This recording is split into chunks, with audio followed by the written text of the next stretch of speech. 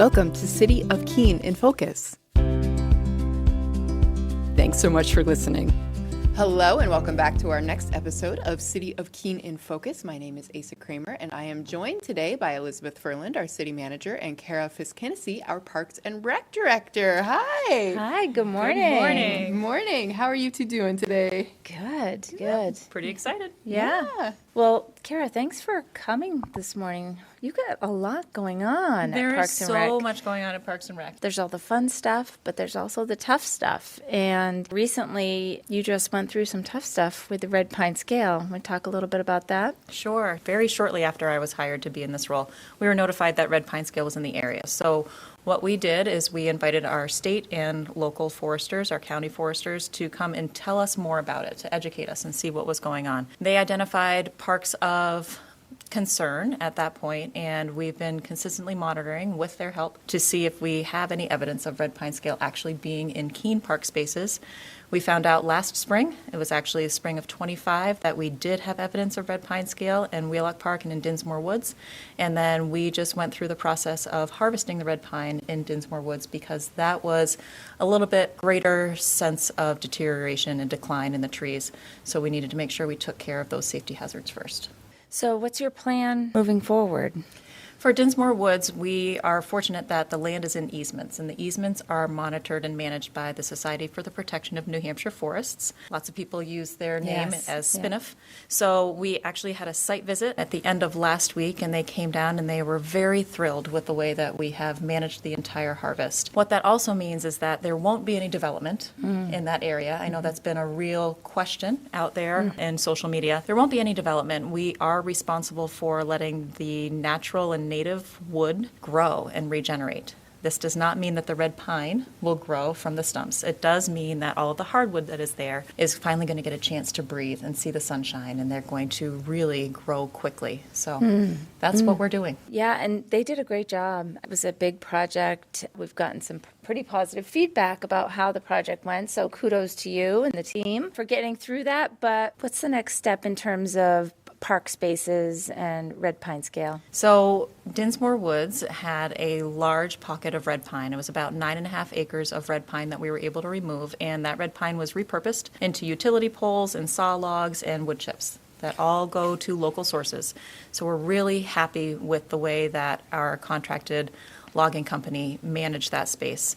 We do have more park spaces that have been impacted, like you said. So Wheelock Park is probably going to be next on the list. We're hoping for a winter harvest, 26-27. That is the most ideal time for logging companies to come in and take down a lot of red pine trees. When Wheelock Park is scheduled to happen, it will likely include Ladies Wildwood Park too, because there are some pockets of red pine trees within Ladies Wildwood that we would need to take down at the same time, just for efficiency and to make sure that we took care of the red pine scale that we have evidenced in our park spaces. Yeah, that makes sense. One of the things that I think was handled very creatively is actually the cost of taking down these trees. I know how expensive it is to take down just one tree because Public Works, if we have a street tree that has died, we need to take it down, and it's easily $1,500 for one street tree. So Correct. tell us how much, I know the answer, but tell us how much it actually costs to take down those trees. Well, I think that I will start with telling you how much it would have cost if we had waited for them to die. So if we had waited for the red pine scale to truly take effect and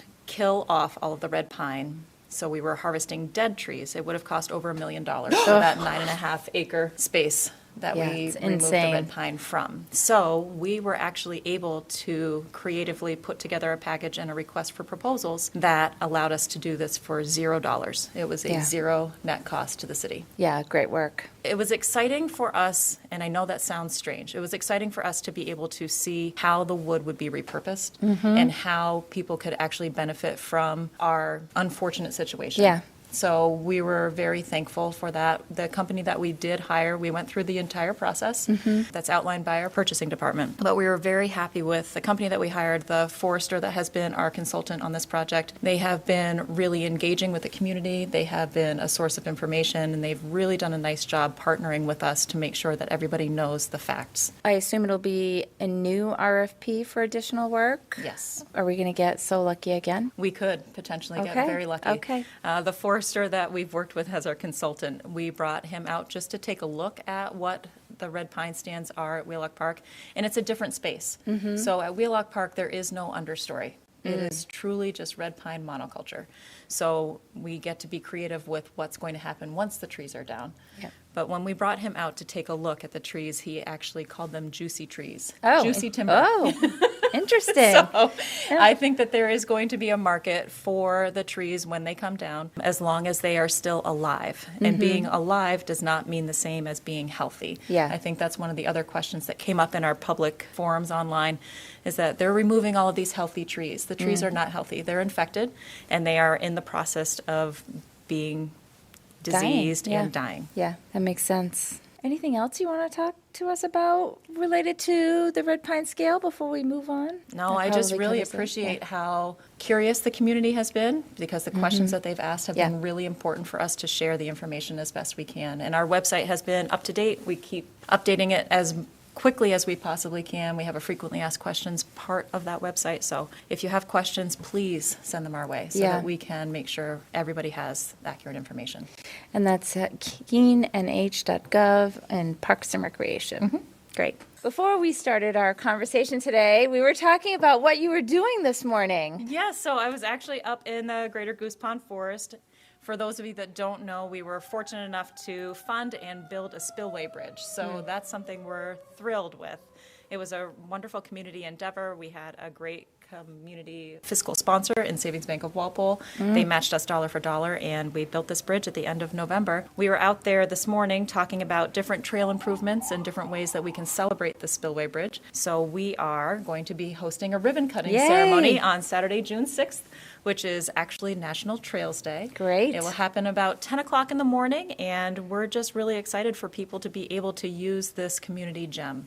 I love that area. When I first moved here, that was one of the first places I went to just walk and exercise, and it's absolutely gorgeous. It doesn't even feel like you're in Keene. Yeah. It feels like you're in this remote hiking area. I'm a Keene native, and I didn't even know it existed until I was in my 20s, and I was married, and we were trying to Wow. figure out where to take our dog for a walk. And Yeah. they're like, why don't you go to Goose Pond? And I Yeah. thought, what is Goose Pond? Yeah, that's great. I can't believe it's already May. We're fast approaching the end of school year for our high school students, and some of them will be transitioning to Parks and Rec. That's for sure. We have a really robust season of summer programming that's happening.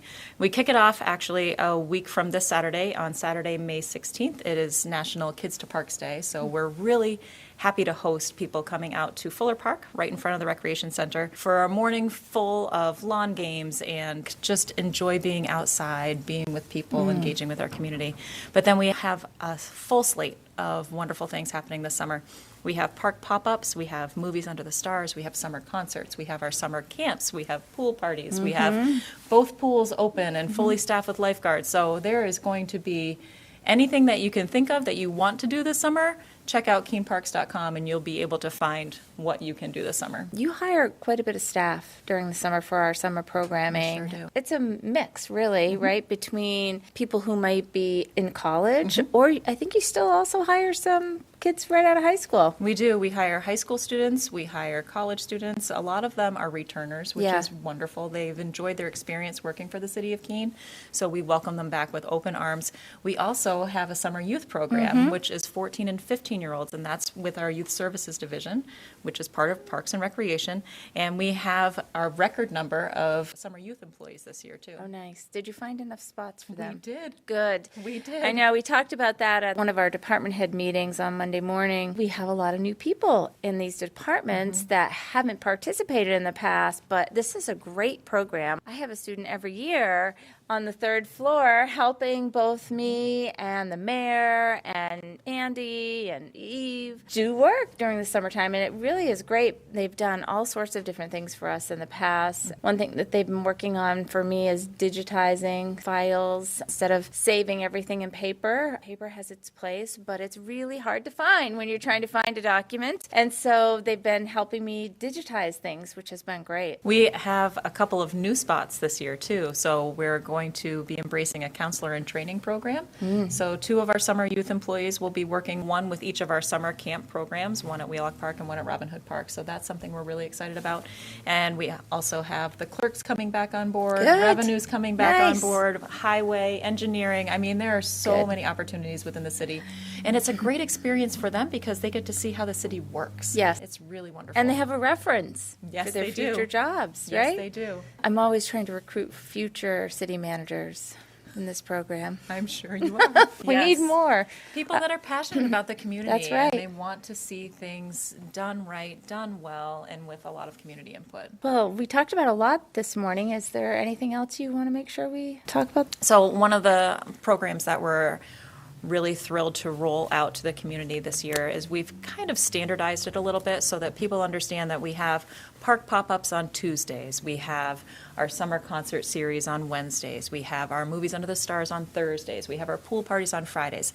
That way people can really get a feel for their family schedule and figure out when they can make it out. So our park pop-ups on Tuesday, we are going with some of the more traditional, bigger parks that people know.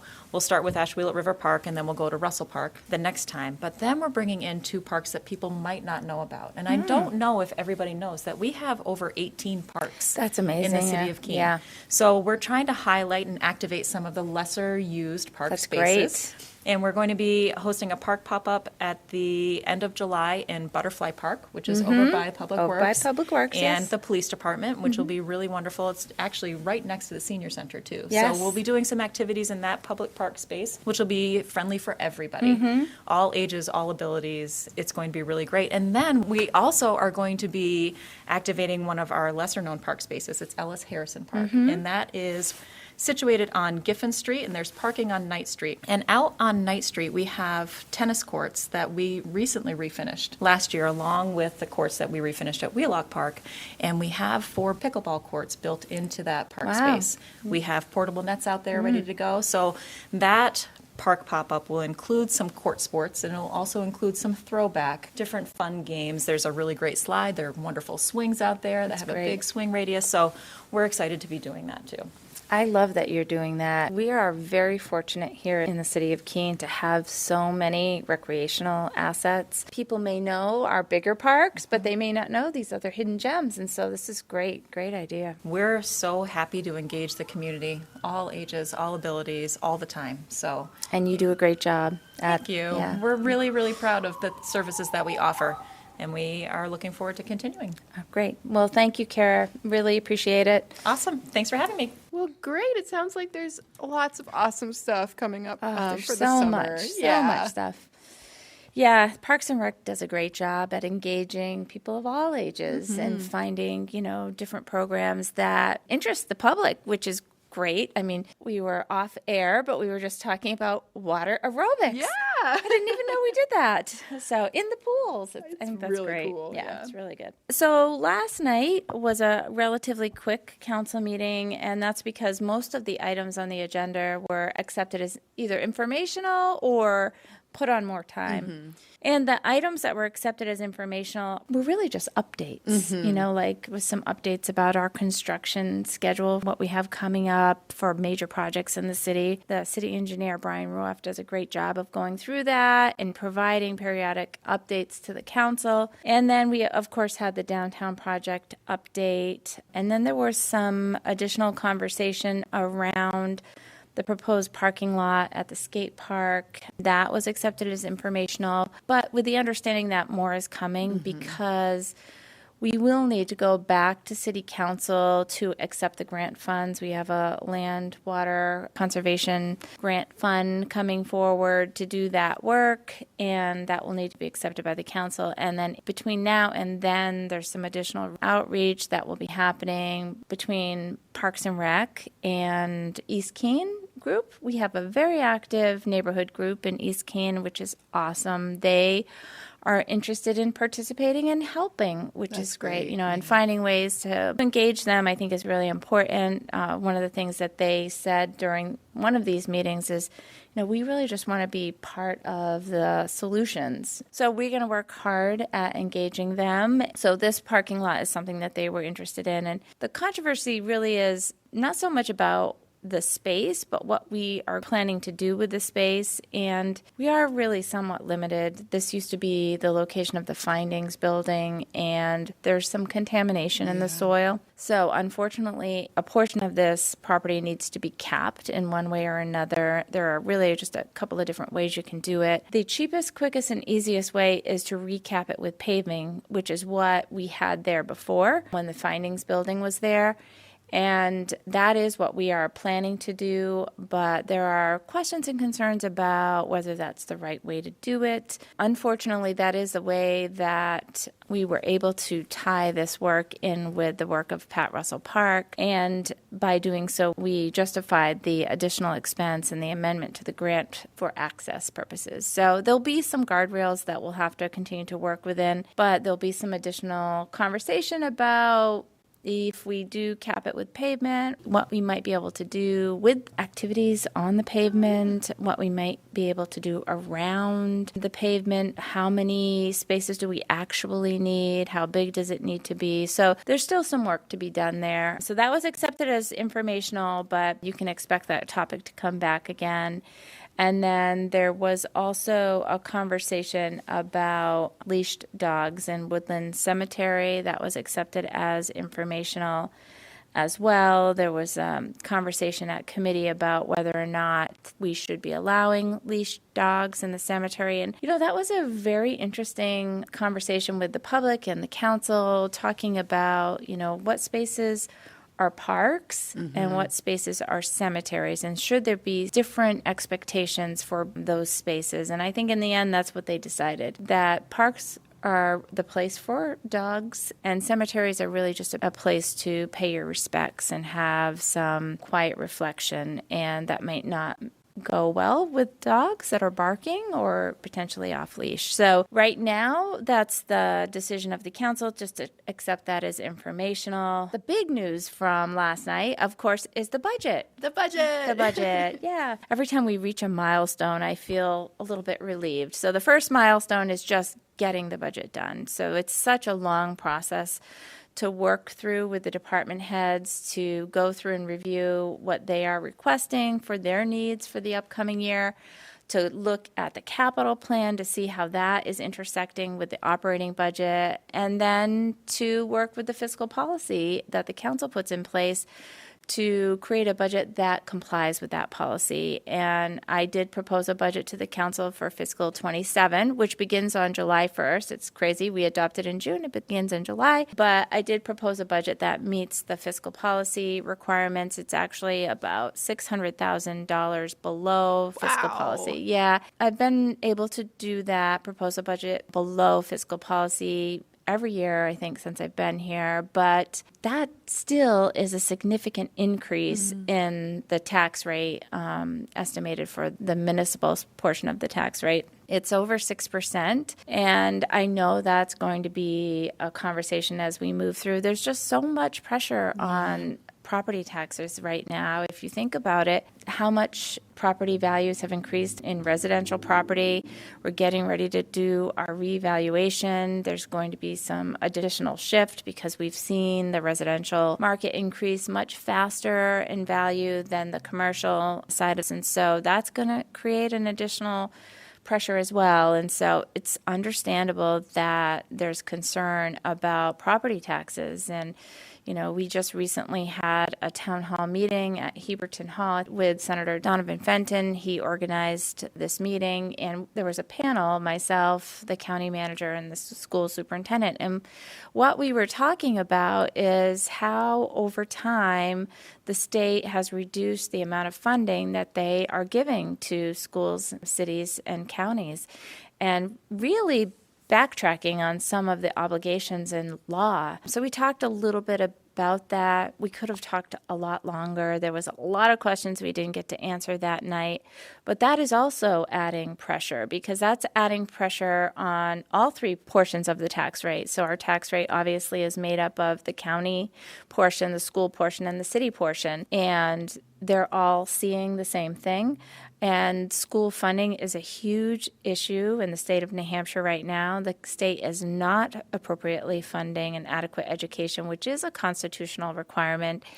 And that is creating issues at all levels because the school rate is increasing much faster than the other parts of the rate. And it's due to what's happening with the school funding. And so there's a lot of pressure on the property tax rate right now. And so the budget that I proposed to the city council met fiscal policy, but it still is a significant increase in the rate. And so what we do next is review every page, every section, every department with the Finance Committee, and that starts on Tuesday. We have a special meeting of FOP at 5:30. Then we do have our regular FOP at an earlier time on Thursday at 5:30, and we are really trying to get people to come, participate, understand, to ask questions, to let us know what they're thinking, to let us know what's important to them. We are a service organization. And so our budget really is just driven by wages. It's the people that we need to provide these services. And so these are,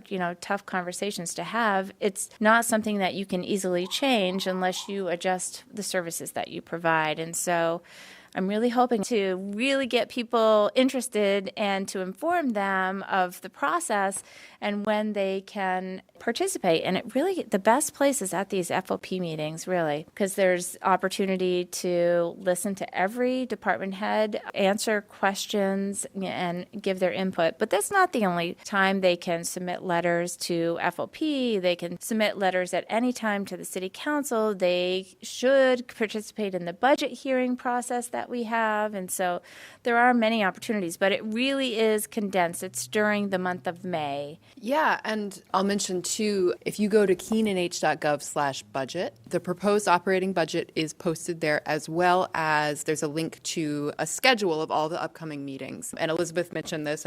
I'm going to mention it again because I think the more the better. Tuesday, May 12th at 5:30 is an FOP meeting. Thursday, May 14th, 5:30, FOP meeting. And then Tuesday, May 19th at 5:30 is another FOP meeting, and those are great opportunities.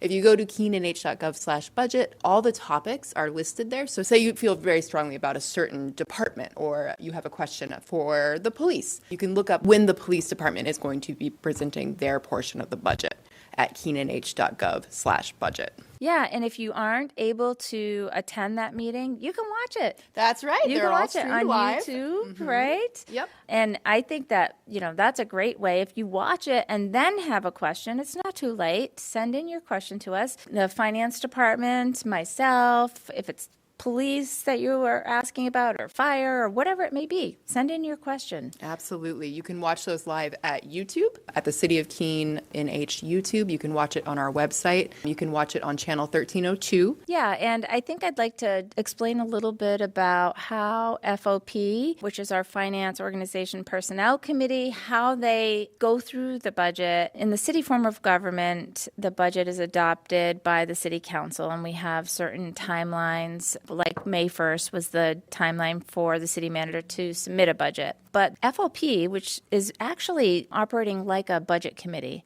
because they are hearing all of the budget presentations. There are 5 city councilors who sit on FOP, but often many of the other city councils will be here also listening to the budgets. And then once they've gone through the entire budget, they make a recommendation to the full city council. So that recommendation to the full city council will go to a public hearing. So the budget will go to the public hearing, and then it will go back again for final adoption by the city council. So really, they are acting sort of like a budget committee in a town. They're reviewing the entire budget, and they are making a recommendation to the other city councilors. So May is going to be busy.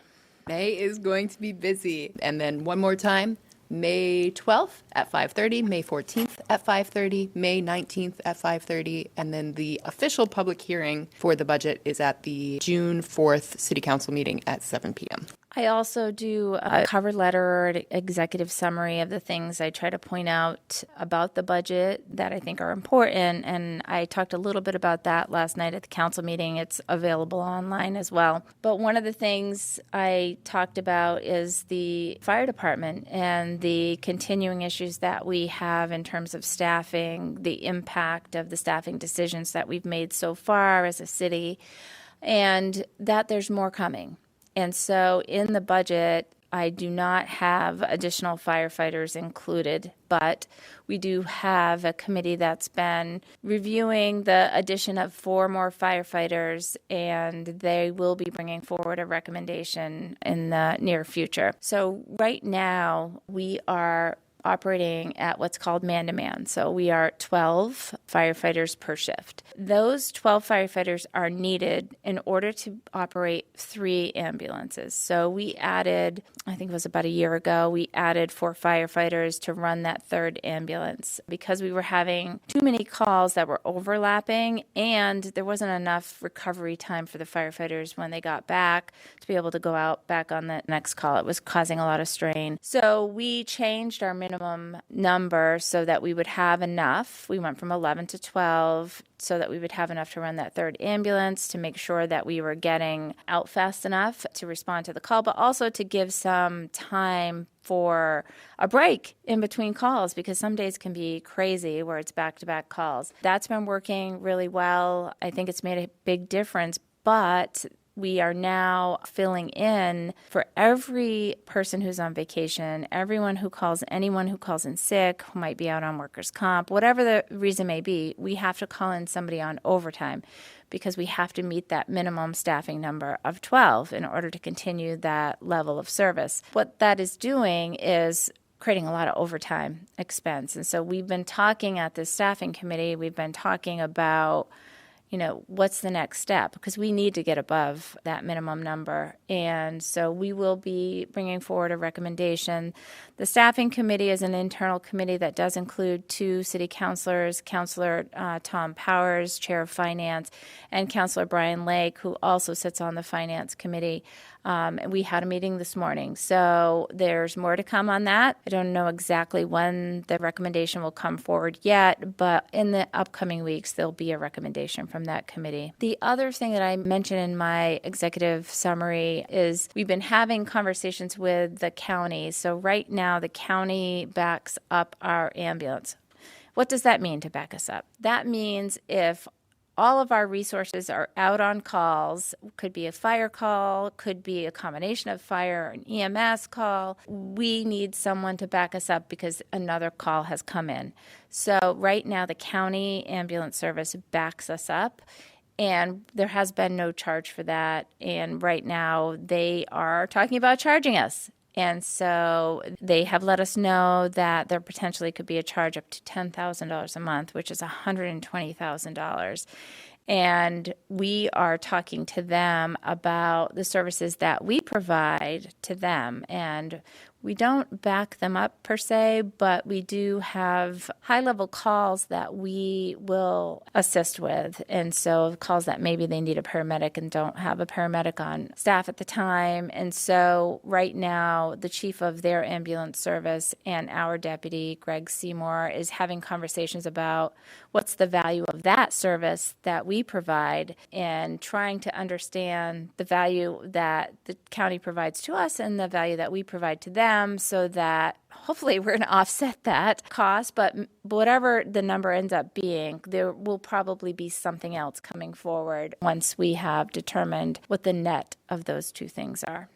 So those are the 2 big topics that aren't in the current budget that has been put forward, and I call those things out in the executive summary. So the only other thing last night, and there was no action on this, but we do have a letter that came in from 3 city councilors about an ordinance that was adopted that's sitting on, it's not more time, it's tabled until the next council meeting. And that ordinance changed several things in the land code, but I think the thing that is most controversial about it is it increased the number of units in the medium density that you could have by right up to 6.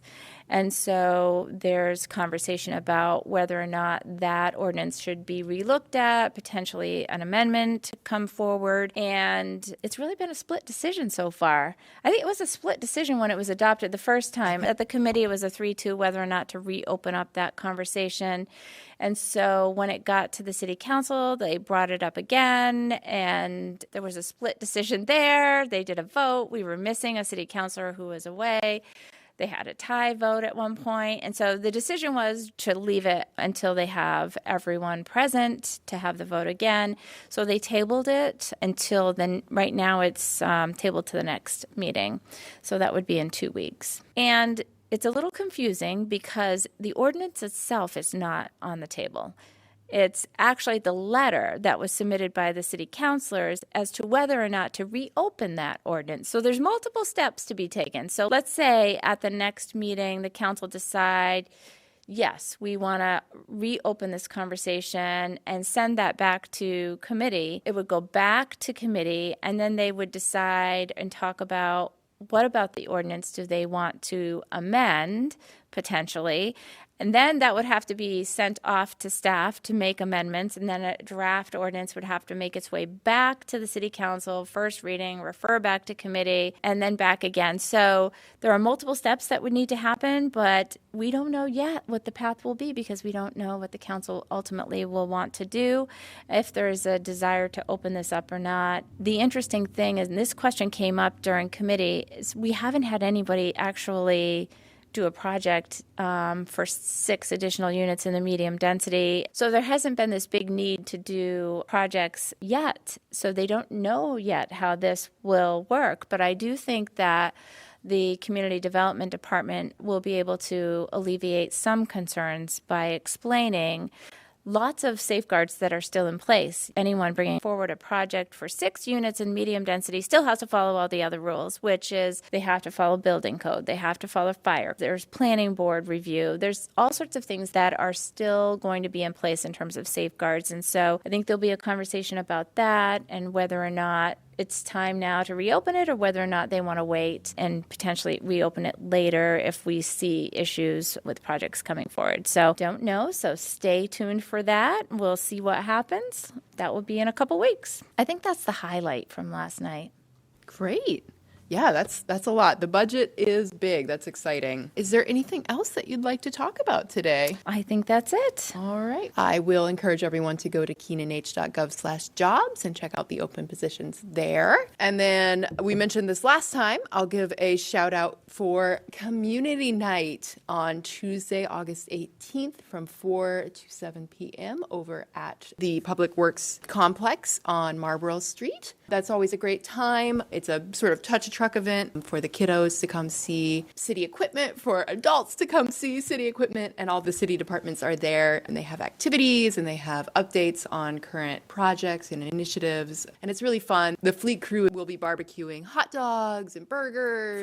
Free. That's right. Free hot dogs and burgers. And the police and fire often bring little sweet snacks like Italian ices and ice cream. Yes. And it's always really, really fun. We will be having a sensory hour from 4 to 5, which means there will be no air in the air horns. So if you have someone that has sensory concerns or you just don't want to come when it's really loud, the kids can come and honk the horns, but they won't make any noise. And then after 5 p.m., they'll put the air back in the air horns and kids can honk to their heart's delight. Yeah. You know what? I got to get this in my daughter's schedule because last year I grabbed my grandson and he had a great time. Oh, fun. So my daughter and grandson. They also give away little things, for the kids at the different tables. Library had some fun activities. And so it really is a lot of fun. It's a great community event, and it's also a wonderful learning opportunity as well. The departments are showcasing different things that's going on in their department and really engaging with the public, and so I just love it. It's one of my favorite events. Yeah, it's really sweet. So if that is it, I think we will wrap up for today, and we will see you next time. Thanks for listening to City of Keene in Focus. We'll see you next time.